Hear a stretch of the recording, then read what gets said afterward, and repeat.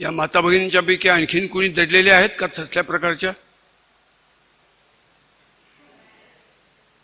कारण आया बहिणी त्या आपल्याला देवासारख्या आहेत, पण त्यांच्या स्त्रीत्वाचा ते नको इतका फायदा फार घेतात.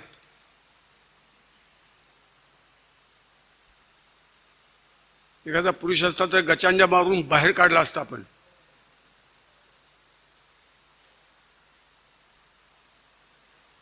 असो,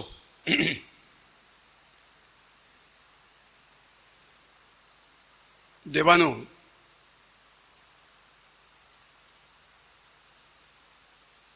आपण आज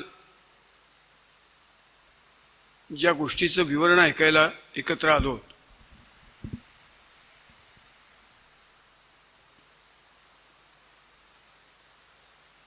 ते मी तुम्हाला सांगणार आहे.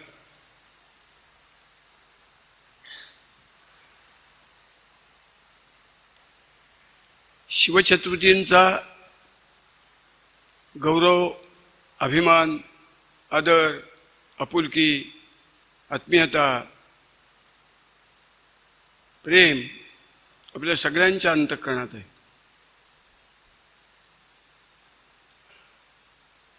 पण ते इतकं उथळ असतं, अगदी उथळ. समुद्रामध्ये मासे असतात,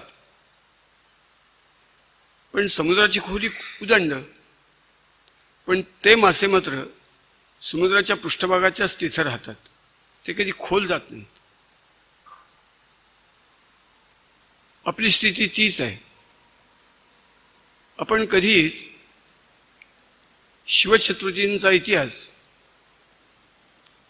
वाचत नाही. ती भूक, ती तहान, ती ओढ आपल्या चित्तात नसते.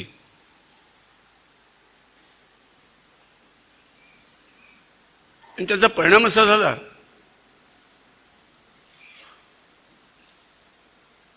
तुका म्हणे चुकले वर्म झाला अवघाचे अधर्म. काहीच ठाऊक नसतं आपल्याला.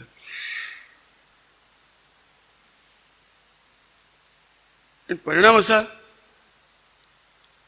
की आमच्या राजकीय जीवनात आपण त्याचा सामाजिक जीवनात आमच्या स्वार्थासाठी उपयोग करून घेतो. फक्त अगदी वरवरचा आपल्याला अभिमान असतो. असं कसं बोलता तुम्ही? शिवछत्रपती रायगडवरती त्यांनी सिंहासन स्थापन केलं. 32 मण सोन्याचं. 6 जून 1674 इंग्रजी दिनांक, ज्येष्ठ शुद्ध त्रयोदशी शालिवान शके 1596 ते सिंहासनाधिष्ठित झाले.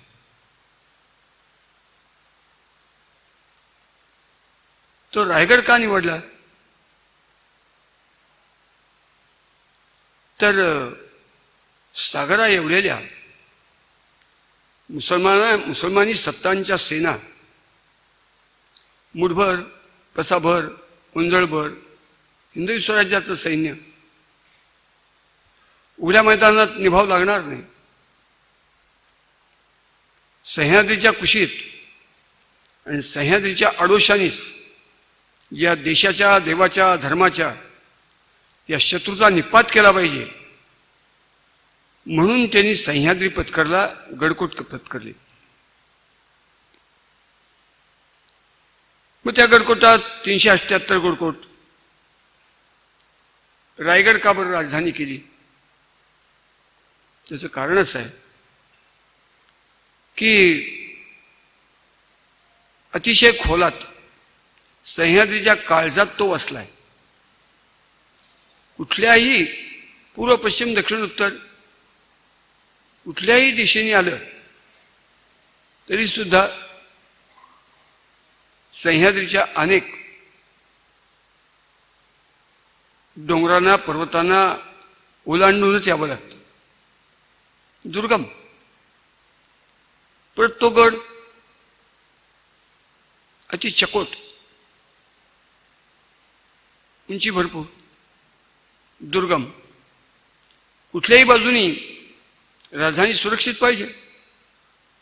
आणि मग ती सुरक्षितता निसर्गातच त्याला आहे, म्हणून तो पत्करला येते. त्या किल्ल्याची दुर्गमता, ऐतिहासिकता, हे त्याचं महत्व आहे. काय झालं बरं, अगदी शिवसेना भाजपचं भगव्या इंडियाचं राज्य 1995 साली महाराष्ट्रात आलं. त्यांच्याच काळात त्या दुर्गमतेचा पदर आपण खेचून त्या गडाचा फार मोठा घोर अपमान केला. म्हणजे काय केलं, आपण रोपवे केला. मी त्याला कायम म्हणायचो, तो रायगडचा रोपवे नाही आहे, रायगडचा डेथवे आहे तो. आज काय दिसतंय, नट्यांची आणि अनेक माय बहिणींची डोहाळजेवणावरती होत आहे. सांगलीतून दर दिवशी पदरमोडीने, उन्हाळा, पावसाळा, हिवाळा, रोज 5-7 जण अधिक महाराजांच्या समाधीची पूजा करायला जातात. का? आपली अशी इतिहासपूत सत्य वस्तुस्थिती लक्षात घेऊन श्रद्धा असली पाहिजे की आमचा देश, आमचा धर्म, आमचं राष्ट्र हो आज जगाच्या पाठीवरती शिल्लक आहे. ते खरोखरच शिवछत्रपती जर उत्पन्न होत नव्हते आणि हा हिंदवी स्वराज्याचा प्रवाह उत्पन्न होत नव्हता, तर या देशाचं 300 वर्ष, 350 वर्षापूर्वीच पाकिस्तान घोडदौडीच्या वेगाने व्हायला लागलं होतं. ते आत्तापर्यंत होऊन केव्हाच अल्लाह की सल्तन बन जाती थी ही अवस्था आली असते. तुमचे 33 कोटी देव, 12 ज्योतिर्लिंग, अनंत तीर्थक्षेत्र, धर्मक्षेत्र, पुण्यक्षेत्र, हो हे सगळं ज्या एका महापुरुषाच्या कर्तृत्वाने, सामान्य कर्तृत्वाने आज दिसतंय आपल्याला, त्या देवाची समाधी आहे तिथं. त्या तुकारामांनी एका अभंगात म्हणले, अवघीच तीर्थे घडली एक वेळा, चंद्रभागा डोळा देखलिया. एखाद्या तीर्थक्षेत्रात स्नान करणं अति पुण्यकारक. अशा अनंत तीर्थक्षेत्रात स्नान करणं अनंत वेळा पुण्यकारक. हो, पण तुकाराम महाराज म्हणतात की नको, अनंत तीर्थक्षेत्रात स्नान केल्याचं जे पुण्य ते एकाच गोष्टीने मिळतं, चंद्रभागा डोळा देखलिया. हो, 2 मैलावरनं, 4 मैलावरनं, 10 किलोमीटरवरून जरी चंद्रभागेचा प्रवाह बघितला तरी सगळ्या तीर्थक्षेत्रांचं स्नान झालं. हे जसं चंद्रभागेच्या बद्दल तुकारामांचं मत आहे, तसंच आपलं रायगडबद्दल, शिवजींच्या समाधीबद्दल मत असलं पाहिजे. अवघीच पाप गेली दिगंतरी, वैकुंठ पंढरी देखलिया. हो, 5-7 किलोमीटरवरनं दूरनं त्या वैकुंठ पंढरीतलं, त्या भगवंताच्या मंदिराचं शिखर, तिथली घरं आणि तो सगळा पसारा नगराचा बघितल्यानंतर हो सगळ्या तीर्थक्षेत्रांचं, क्षेत्रांचं दर्शन झालं. अवघ्या संता एक वेळा भेटी, पुंडलिक दृष्टी देखलिया. हो, एका पुंडलिकाचं दर्शन झालं त्या पंढरपूरला. म्हणजे जगातले होऊन गेलेले, आत्ता असलेले, पुढं होणाऱ्या सगळ्या संतांचं दर्शन झालं. तुका म्हणे जन्म आल्याचे सार्थक, विठ्ठलची एक देखली. 33 कोटी देवांचा जो जनक, तो पांडुरंग पाहिल्याचं पुण्य जन्माला आल्यानंतर आपल्याला मिळालं तर आपल्या आयुष्याचं सार्थक झालं असं ते म्हणतात. अशाच भावना ज्या महापुरुषाच्या समाधीबद्दल, कर्तृत्वाबद्दल, जीवनाबद्दल, रायगडाबद्दल आपल्या पाहिजेत, त्या महाराष्ट्राच्या अंतःकरणात जर असत्या तर भरसभेत तिच्या केसाला धरून फरफरत ओढत आणून तिला नग्न करण्याचा हलकट धंदा जो कौरवांनी केला आणि ज्याच्यातून पुढं महाभारत घडलं, कुरुक्षेत्र घडले, कौरवांचा संहार झाला. अगदी तेच पाप कौरवांनी जे पाप केलं तेच पाप महाराष्ट्राने केलं. आणि केलं ते कुठल्या मनाने केलं तर आम्हाला शिवाजी महाराजांच्याबद्दल फारच प्रेम आहे म्हणून शिवाजी महाराजांचं दर्शन घ्यायला पटदिशी जायचा मार्ग म्हणून आम्ही रोपवे केला. आज सांगलीतून जातात जाणारा आणि माघारी येणारा काय सांगतात, मी 20 बाटल्या गोळा करून दरीत टाकल्या, मी 100 टाकल्या, मी 5 टाकल्या, मी उदंड घाणेरडं असं तिथलं स्वच्छ केलं. दारूच्या बाटल्या तर रोज जाणारे टाकतातच खाली. डोहाळ जेवण होत आहेत, लग्न होत आहेत. शिवाजी महाराजांच्या प्रेमापोटी शिवाजी महाराजांचे राज्याभिषेकाच्या आधी विवाह जिवंत असलेल्या 4 पत्नींशी झाले. मग माझा सुद्धा विवाह तिथं व्हायला पाहिजे. काय मूर्खपणा, काही त्याला अर्थच नाही आहे. हे आंधळं प्रेम आहे, त्याला काही अर्थ नाही.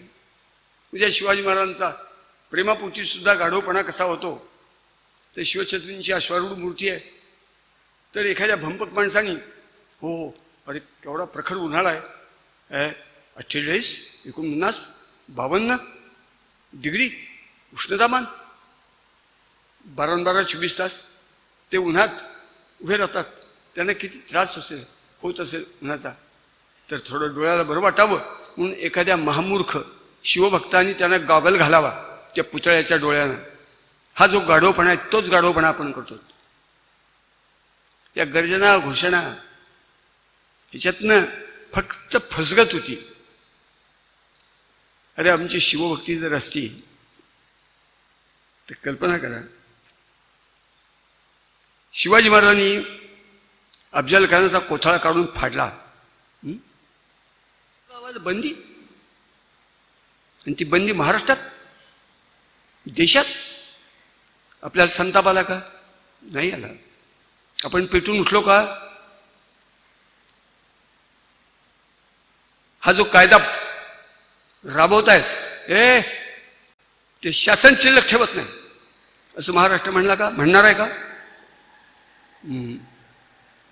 ज्या हरामखोरांनी आमचा एक छत्रपती संभाजी महाराज अरे तुकडे तुकडे करून भर दिवसा महिनाभर बोटं तोडली, नाक कापलं, ओठ कापले, कान कापले, साल 10 दिवस उकळतं पाणी टाकून कधी छातीची, कधी पोटाची, कधी 2 मांड्या, खालच्या 2 पिंढऱ्या, 2 फरे, 2 दंड, कधी पाठीची, कधी गळ्याची, अशी 10 दिवस उकळतं पाणी टाकून एखादा उकडलेला बटाटा सोलावा तशी साल सोडून शेवटी टाचेपासून टाळूपर्यंत तुकडे तुकडे करून ठार मारला.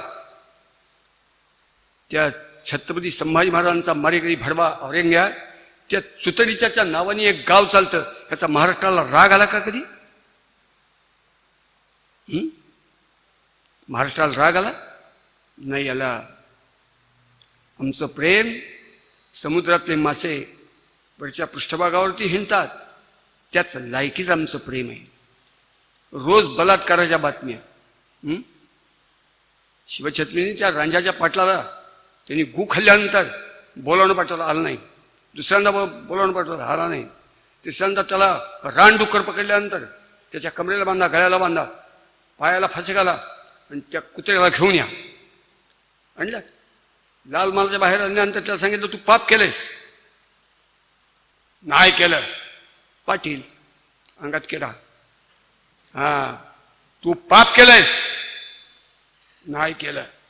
तू खरं बोल, तुकडे करीन असं तिसऱ्यांदा म्हणल्यानंतर तो बोलला परत नाही, परत नाही. महाराजांनी एक क्षणाचा विलंब झाला होता. अरे विजेला लाज वाटावी असं कडकडून आज्ञा दिली. कोपरापुरचे हात, गुढे घालचे पाय, थरापासून मस्तक वेगळं करा आणि देहाचे तुकडे तुकडे करून गावंदरीत उघड्यावरती कोल्या कुत्र्यांना खायला गेला. शिवाजी महाराजांची जयंती करणारे बेशरम आपण लोक. महाराष्ट्र उठला का कधी? जो गु खाईत कोण्याही आई बहिणीच्या अंगावरती अत्याचार करीत त्याची कुळी शिल्लक ठेवायची नाही असा कायदा करा म्हणून विधानसभेवरती काही लाखांचा जमाव गेला का? जसे लोक तसे त्यांचे देव. ज्या लायकीचे आपण त्याच लायकीचे आपले राज्य करते. त्यांच्यातलं तरी कोणी म्हणणार आहे काय त्या विधानसभेमध्ये हा कायदा करत नसाल तर अशा ना नर ना मादी अशा नपुसक लोकांच्या विधानसभेत बसायला मी काही हणगा नाही आहे. मी माझ्या आमदारकीवरती थुंकतो. मी टाकून देईल. चाल ज्या दिवशी हा कायदा होईल त्या दिवशी आमदारकीचा परत प्रयत्न घरी न्यायचा. असा कोणी एखादा मायेचा पूत 288 आमदारापैकी कधी म्हणणार आहे का? असलं नकली थोतांड खोटं उसणं. नाटकातली सीता नाटक संपेपर्यंत पतिव्रता. तसल्या प्रकारचं आपलं शिवप्रेम आहे. त्याला काय अर्थ आहे? त्याला काय अर्थ आहे? गड्यानो, तुका म्हणे चुकले वर्म झाला ओघाची अधर्म. शिवाजी महाराजांच्या जीवनचरित्रात जीवनात उदंड संदेश आहे. राष्ट्र म्हणून कसं उभं राहावं, विलक्षण शास्त्र ते जगून दाखवून गेले. त्याच्यापैकी एका भागावरती मी आज तुमच्याशी बोलणार आहे. एक लक्षात ठेवा,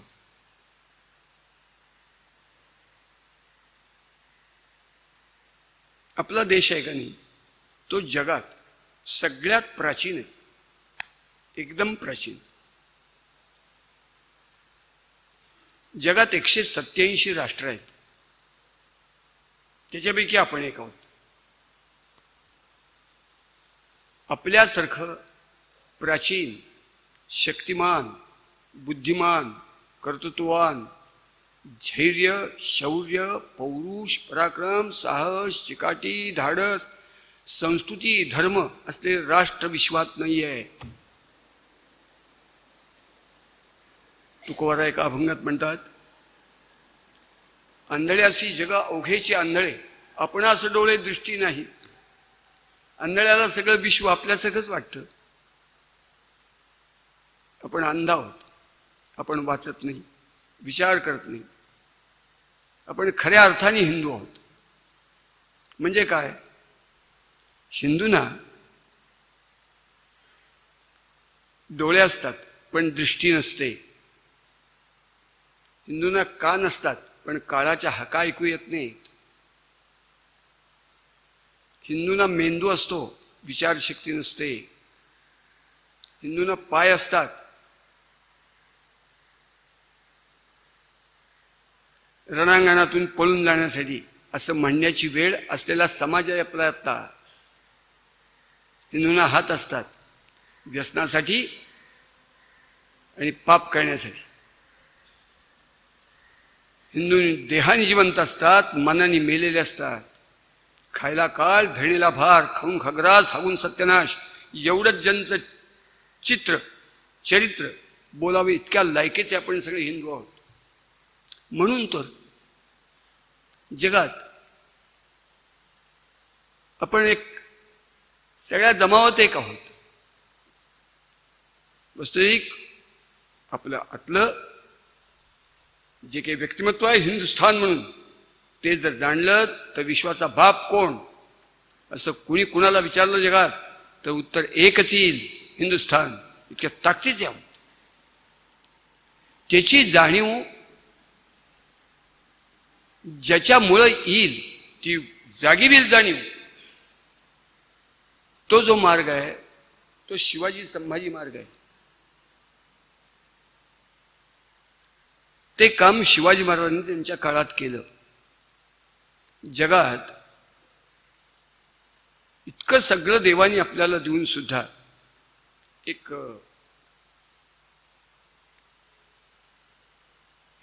जीवनदृष्टी, कसं जगलं पाहिजे, कसं वागलं पाहिजे, काय केलं पाहिजे मानव म्हणून, अशा अर्थाची एकूण 6 शास्त्र आहेत. त्या 6 शास्त्रापैकी बारहस्पत्य शास्त्र नावाचं एक शास्त्र बृहस्पती ऋषींनी लिहिलेलं आहे. ते 37,000 वर्षापूर्वी लिहिले. सुरुवातीला ते लिहितात की या देशातल्या भूमिपुत्रांनी कसं जगलं पाहिजे, कसं वागलं पाहिजे, काय केलं पाहिजे, जन्म आणि मृत्यूच्या मधल्या काळात कर्तव्य काय, असं सगळं ज्याच्यात काही चिंतन लिहिले असं एक ग्रंथ, त्याचं नाव बारहस्पत्य शास्त्र, ते लिहितात. मी हा जो ग्रंथ लिहिला तो ग्रंथ ज्या देशात लिहितोय तो देश कसा आहे, त्याची लांबी रुंदी काय, त्याची व्याप्ती काय, त्याचा आकार किती, तर ते म्हणतात हिमालयात समारभ्य, हिमालयातून प्रारंभ केला, यावत हिंदू सरोवरम, हिंदी महासागरापर्यंत, हिमालयात समारभ्य यावत हिंदू सरोवरम तद्देव निर्मितम देशम, तो देवाने निर्माण केलेला देश, त्याला हिंदुस्थान म्हणतात. त्या देशातल्या लोकांच्यासाठी मी हे लिहितोय. ते ह्या लोकांच्यासाठी का, तर ते पुढे म्हणतात दुसऱ्या श्लोकात, अस्य देश प्रसूतस्य सकाशात अग्रजन्मनः स्वं स्वं चरित्र शिक्षेरन पृथिव्याम सर्व मानवा. हे ह्या लोकांच्यासाठी, हिंदूंच्यासाठी मी का लिहितोय, तर या हिंदू लोकांनी हे जाणून येऊन विश्वातल्या सगळ्या प्राणीमात्रांना शिकवलं पाहिजे. कल्पना कर, हिमालयाचा मध्य आणि समुद्रापर्यंत त्रिज्या घेऊन पृथ्वीच्या पाठीवरती जर वर्तुळ काढलं तर त्या वर्तुळात जो भूभाग येतो त्याचं नाव आहे हिंदुस्थान. म्हणजे या वर्तुळात काय काय येतं, या वर्तुळात चीन येतो, जपान येतो, ऑस्ट्रेलिया खंडाचा काही भाग येतो, Java, Sumatra, Malaya, Borneo, Philippines, Indonesia, Bali, Lakshadweep, Maldives, Brahmadesh, Ceylon म्हणजे लंका, अरबस्तान, बलुचिस्तान, हो, तुर्कस्तान, इराक, इराण, तैग्रीस, युफ्राटीस या मध्य पूर्वेतल्या नद्या, इराण आपल्यात, या भागाचं नाव हिंदुस्थान असं तो म्हणतो. आज आपली अवस्था काय आहे, अरे बापरे, झडलं, तुटलं, भंगलं, गळून पडलं. आणि आज आपण केवळ 3200 किलोमीटर लांब, 3200 किलोमीटर रुंद असा एक भूमीचा तुकडा शिल्लक राहिलो होतो. त्याला आपण आता भारत म्हणतो. चीनचा अर्थ काय हो, अहो चीन हा संस्कृत शब्द आहे, त्याचं नाव पीत प्रदेश, पिवळ्या मातीचा प्रादुर्भाव असलेली जमीन, तो चीन, तो मूळ हिंदुस्थानचा भाग आहे. जपान म्हणजे काय, तो अपभ्रंश शब्द आहे, जैपान मूळ शब्द आहे. ब्रह्मदेश उघड, श्रीलंका उघड, आपलेच शब्द आहेत. आजही आपल्यापासून दूर गेलेत पण ते आपले आहेत. इराण, आपलं नेपाळ, भूतान, सिक्कीम, हे सगळं आपलं आहे. अरबस्तान, अरब या 3 अक्षरांचे एकत्रीकरण झाल्यानंतर अरब. अरब हा संस्कृत शब्द आहे, त्याचा अर्थ आहे घोडा. उत्तम घोड्यांची पैदास होण्याला उपयुक्त असलेलं हवामान असलेला प्रदेश म्हणजे अरबस्थान. सलात नाही, सलाथ. तुर्कस्तान म्हणजे काय, तुरग म्हणजे घोडा. उत्तम घोड्यांच्या पैदाशीला उपयुक्त असा प्रदेश तुर्कस्तान.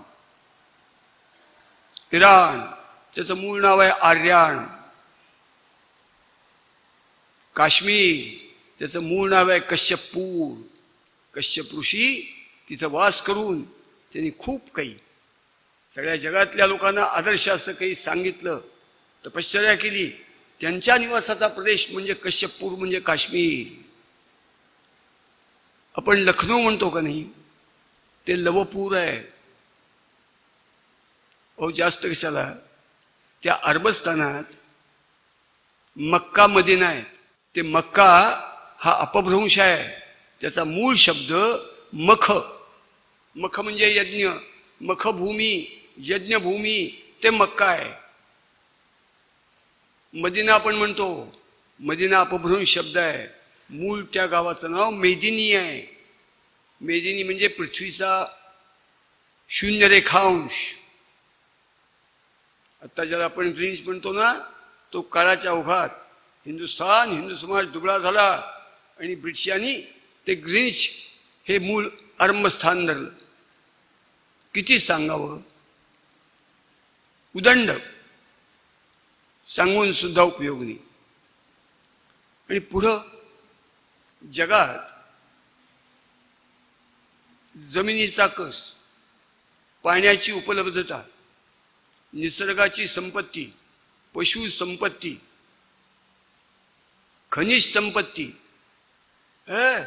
जगाच्या पाठीवरती 108 शास्त्रज्ञांनी शोध लावलेली मूलतत्व आहेत. त्या मूलतत्वापैकी काही कुठं कुठल्या देशात असं सापडतं. सगळी मूलद्रव्य जिथं एकाच देशात सापडतात त्याचं नाव आहे हिंदुस्थान. जगात कुठल्या देशाजवळ नाही तितक्या नद्या ज्यांच्याजवळ आहेत त्याचं नाव हिंदुस्थान. निसर्गाला जे जे झाड, जो वृक्ष, जी वेली ठाऊक आहे ती कुठं काही असं वेगवेगळ्या ठिकाणी कमी अधिक, पण सगळंच ज्या एका देशात सापडतं त्याचं नाव आहे हिंदुस्थान. पशुसंपत्ती अनादिकालापासून, पशुसंपत्ती आजच्या स्थितीला कातड्याची सर्वात मोठी निर्यात करणारा हा देश आहे. निसर्गाला ठाऊक असलेले सगळ्या प्रकारचे प्राणी, सगळं काळा वाघ, पांढरा वाघ आफ्रिकेत आहेत, म्हणजे इथं आहेत. खारी 142 प्रकारच्या खारी आहेत जगात असं शास्त्रज्ञ म्हणतात. हो, त्या सगळ्या प्रकारच्या खारी ह्या देशात सापडतात. आपण गाढवा सगळं बोलतो. बटाटा जपान मधनं आला आणि गुलाबाचं फूल इराण मधनं आलं आणि आर्य उत्तर ध्रुवावरून आले. आमच्याकडनंच सगळीकडे गेलंय आणि आर्य जगभर पसरले. हा इतिहास आहे. विश्व हिंदू राष्ट्राचा इतिहास नावाचा ग्रंथ आहे, विकत घ्या, वाचा. पुना ओक. निसर्गात बुद्धिमत्ता, आपल्यासारखी बुद्धिमत्ता जगात कुणाजवळ नाहीये, कुणाजवळ नाहीये. आजही अमेरिकेचं अंतराळ संशोधन जी संस्था आहे नासा, त्याचे 3/4 जास्त शास्त्रज्ञ हिंदुस्थान मधले हिंदू शास्त्रज्ञ आहेत. एक संचालक मंडळ आहे त्यांचं 11 जणांचं अमेरिकेचं. त्याच्यापैकी 9 संचालक भारतीय, म्हणजे ज्याला हिंदू आपण म्हणतो ते आहेत. आपल्या इतकी कालमापन पद्धती कुणाचीही नाही आहे. आपल्याला वाटतं की पंचांग भंपकपण आहे. पंचांग भंपकपणाने आपण भंपक आहोत. एका सेकंदाचा 1000वा हिस्सा मोजण्याची ताकद असलेली कालमापन पद्धती, त्याचं नाव आहे भारतीय पंचांग. आज आपण आहोत 27 ऑगस्ट 2016. 27 ऑगस्ट 2416 या दिवशी जर चंद्रग्रहण सूर्यग्रहण असेल तर ते केव्हा सुरू होईल, स्पर्शकाल, मोक्षकाल किती वेळ टिकेल, कोणत्या भागात जगाच्या दिसेल, हे सांगू शकणारी कालमापन पद्धती भारतीयांची, हिंदूंची आहे. माझ्याजवळ एक 2000 वर्ष चालेल असं एका कागदावरती कॅलेंडर आहे, म्हणजे दिनदर्शिक आहे. माझ्याजवळ आहेत 200-400 प्रती आहेत. तुझे आहेत तुझं पाशी, पण तू जागा चुकलाशी. परिणाम काय झाला की जगाच्या पाठीवरती उन्हाळा, पावसाळा, हिवाळा असे स्पष्ट 3 ऋतू ज्या देशात आहेत, असे किती देश आहेत? कोणी नाही. कोण आहे? हिंदुस्थान आहे. फक्त एक देश, स्पष्ट 3 ऋतू. जगात सर्वात मोठी नदी भगवंतानी, तो काय म्हणतो, तद्दैव निर्मितम देशम. देवानी मुद्दाम निर्माण केलेला हा देश आहे. देवाची खास कृपा असलेल्यांचा देश आहे हा. हो, गंगेसारखी नदी कुणाजवळ नाही. उदंड पर्वत आहेत, हिमालयासारखा पर्वत नाही. तो पर्वत काय, ती नदी काय, ती कालमापन पद्धती काय, अनेक गोष्टी काय. जेवढी जेवढी तृणधान्य, जेवढी जेवढी धान्य जगात कुठं काही पिकतात, ती सगळीच ज्या एका देशात पिकतात त्याचं नाव आहे हिंदुस्थान. जलसंपत्ती तर आपल्या इतके कुणाजवळच नाहीये, पण कारटी करंटी इथे जन्मली भूते मातृशोणिते सजविती देहा. कार्टच जर वाढलेल्या नखांनी आपल्या आईचे बोचकारे काढून तिच्या शरीरातलं रक्त आपल्या अंगाला लावून ते सजवण्याचा प्रयत्न करणार असेल तर त्या कार्ट्याला काय म्हणावं? हिंदू म्हणावं. हे त्याचं उत्तर आहे. राम गणेश गडकरींची कविता आहे, कारटी करंटी इथे जन्मली भूते मातृशोणिते सजविती देहा. या लायकीचा समाज आपला आहे. विश्वावरती ज्या धर्माचा प्रभाव होता तोच धर्म आज आपला आज बट्ट्यात आलाय. का बरं? जगाच्या पाठीवरच्या भारत हे नाव तरी काय आहे हो? भा म्हणजे तेज, भा म्हणजे द्युतिमानता, ऊर्जस्वलता, तेजस्विता म्हणजे भा, आणि त्याचे कर म्हणजे किरण. ज्याची तेजस्वितेची, द्युतिमानतेची, ऊर्जस्वलतेची किरण उदंड संबंध विश्वाला न्हायला घालतात, असा जो तो म्हणजे भास्कर, असा जो तो भारत. तेजस्विते, द्युतिमानते, ऊर्जस्वलते, रत म्हणजे रम्माण झालेला असा जो तो हिंदुस्थान म्हणजे भारत. अतिशय चांगलं नाव आहे ते, आपण लक्षात ठेवूया. अशा देशाला गंमत कशी ती पहा. जगाच्या पाठीवरती आपल्या इतकं प्रदीर्घ काळ परदास्यात, पराधीनतेत, पारतंत्र्याच्या नरकात राहण्यात ज्याला लाज, शरम, खंत, दुःख कधीही झालं नाही, अशा बेशर्मांचा लोक, त्याचं नाव आहे भारत हिंदुस्थान. आपल्या इतकं प्रदीर्घ पारतंत्र्य परदास्य कुठल्याही जगातल्या कुठल्याही देशाला नाही भोगावं लागलं. जगातल्या 186 राष्ट्रापैकी 76 राष्ट्रांनी तुमच्या आमच्यावरती आक्रमण केली, तर आजही करतात. काय म्हणणार तुम्ही? निर्लज्ज. अशा देशात हे जन्माला आले. तुम्हाला आम्हाला ठाऊक असलेली नावं: शक आले, हूण आले, कुशाण आले, तारतर आले, गुर्जर आले, लोधी आले, सूर आले, पठाण आले, ऐबक आले, खिलजी आले, तगलक आले, मोगल आले, डच आले, फ्रेंच आले, पोर्तुगीज आले, सिद्धी आले, हपशी आले. यांच्या बापाची बाबत आता ही गुंडगी आली होती, स्त्रीत्वाचा फायदा घेत होती. तसंच कोणी यावेळी टिकली मारून जावे असला आपल्या देशाचा इतिहास आहे. इतिहास पूर्वीचा खूप चांगला आहे, पण गेल्या 1500 वर्षात काय? माती माती आणि माती. या सगळ्या लोकांनी या देशावरती राज्य केली, काही लाज नाही. ज्यांना पारतंत्र्याची, परदास्याची, परवश्यतेची खंत नसते, त्या जातीचं नाव आहे हिंदू. आजची स्थिती ही आहे आपली. निर्लज्ज. या सगळ्या परकीय लोकांनी या देशावरती शेकडो वर्ष राज्य केली निरनिराळ्या भागात.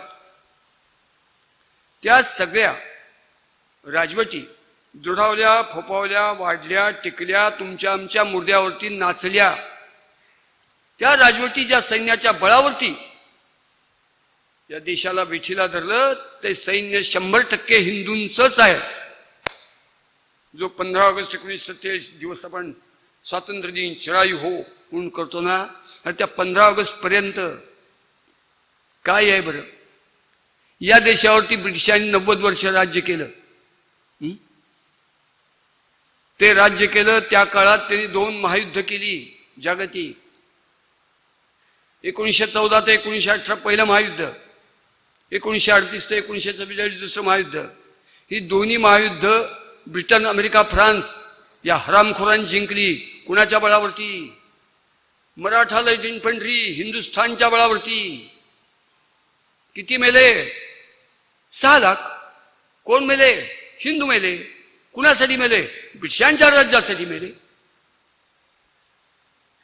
ज्यांना कळतच नाही. 1938 18 लाख लोक मेले. हो, त्याच्यात लक्षावधी ब्रिटिशांच्या सैन्यात असलेले हिंदू मेले. कुणासाठी? कशासाठी? अटापिटा. कुठं तुझं गाव? मी म्हणलो ना की डोळे आहेत, दृष्टी नाही. कान आहेत, काळाच्या हाका ऐकू येत नाही. मेंदू आहेत, विचारशक्ती नाही. हिंदूंचा सर्वात मोठा वांदा जर कुठं असेल, आपले कोण, परके कोण, वैरी कोण, कैवारी कोण, शत्रू कोण, मित्र कोण, हिंदूंना कळतच नाही. हिंदूंना फक्त कळतं स्वार्थ आणि सख्या भावाचा द्वेष. बाकी हिंदूंना काहीच कळत नाही. काय म्हणणार तुम्ही? ज्या राष्ट्राला शत्रुमित्र भाव कळत नाही ते राष्ट्र विश्वाच्या संघर्षात टिकू शकत नाही. टिकू शकत. त्याचं उदाहरण हे आहे. अशा हिंदुस्थानमध्ये आज आपण या सभेला जमलो होतो. हे ज्या वेळेला जन्माला आले तो काळ कसा होता? तो काळ एक विश्वनाथ काशीनाथ राजवाडे नावाचे एक फार थोर पुरुष होऊन गेले.